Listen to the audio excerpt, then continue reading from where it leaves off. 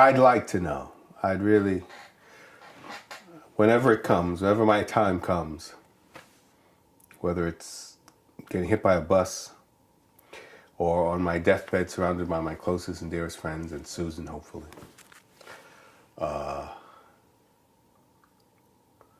I'd like to know. I'd like to know. I think I already know, but there are those moments of doubt that I guess he instills and also that we all naturally have as human beings because we're just doubting. We're just so hopped up on our own shit that we forget sometimes what we're connected to, you know. But I'd like to really know. I'd like to really see,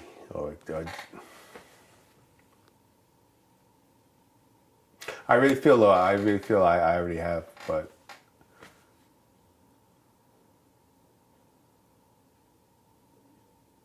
I really feel like I already have, but my job is still here. I still have a job to do, so I have to keep working. I can't retire.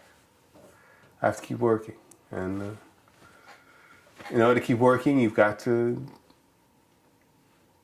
pack your lunch, or maybe go someplace and buy lunch, or you have to do the things you have to do to keep working, and in doing so, you forget, or you get caught up in the everyday mundane things to keep working, and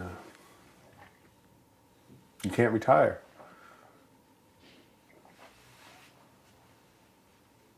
So this is a very godly, very spiritual detour. You haven't said anything for like 20 minutes, maybe longer. I'm listening. That's my job, is to... Maybe that is your job. That there you go. You have a purpose too. And I recognize that. I recognize that.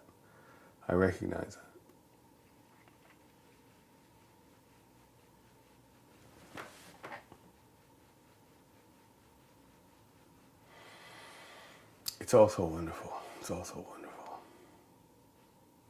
And scary, but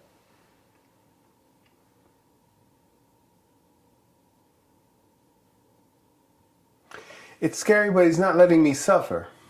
If get back to the he, if there is a he or an it, or I'm not suffering.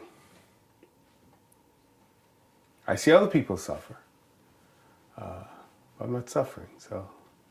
But you did. Did I really?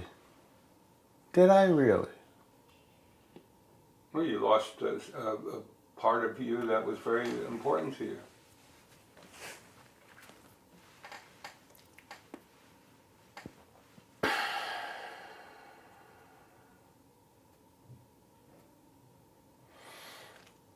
This is going to sound really strange, but at the same time, whatever was in place in my mind when that happened, treated it not as an end but a beginning or the start of a journey. After it happened, I regrouped and got in my brother's car after only driven like twice in my life and began a journey that got me caught, that got me into the system, which was a learning experience. It wasn't like a torturous. I kind of feel sorry for people who say, "Oh, I was in the hospital, it was torture." Like Susan, poor Susan, you know, torture, everything was torture. And maybe she is being tortured. And my job is to be a comfort to her in her torture. You know? But I haven't been tortured at all. It's all been a learning experience. And I've been fortunate enough to learn as much as I can and want to learn more about it. You know? What have you learned?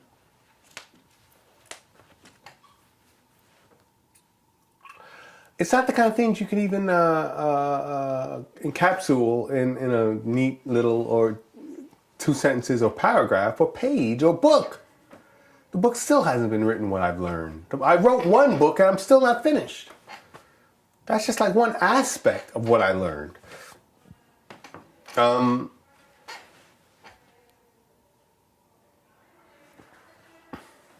learning is imbued in my soul, in my spirit, and what I give back. You know, it's not something I can say, I've learned this and this is what I have to say. It's just all in how I've processed it and how I'm giving it back, which is all artistically anyway. That's the only way it really makes sense. I'm very inarticulate and ineloquent in verbalizing what I've learned, but I think I can very articulately and very eloquently show and explain it artistically. And that's what I've been doing.